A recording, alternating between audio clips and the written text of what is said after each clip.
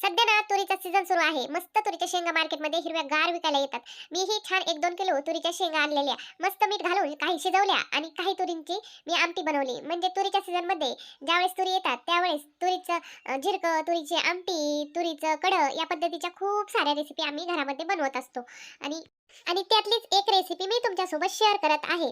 जी आज मी बनवली होती मस्त झणझणीत तुरीची आमटी.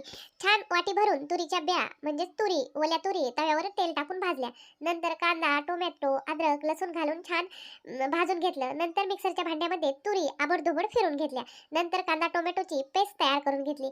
कढाई गॅसवर ठेवून कढाईमध्ये तेल गरम करून घेतलं. तेल गरम झालं की लगेच तेलामध्ये चिमूटभर जिरे घालून घेतले. जिऱ्याची छान फोडणी तडतडली की तयार केलेली कांदा, टोमॅटो, अद्रक, लसूणची पेस्ट घालून घेतली. पेस्ट छान 2-3 मिनिट परतून घेतली. नंतर घरातले ठेवणीचे मसाले घालून घेतले. ज्याच्यामध्ये लाल तिखट, धना पावडर, गरम मसाला, हळद पावडर आणि फिरून घेतलेल्या हिरव्या तुरी देखील घातल्या. नंतर मिक्स करून घेतल्या.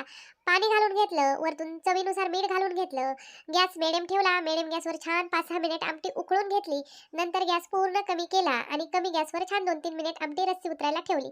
ही वाफलती आमटी गरम गरम वाफलत्या भातासोबत खूप भारी लागते. एकच नंबर. नक्की ट्राय करा.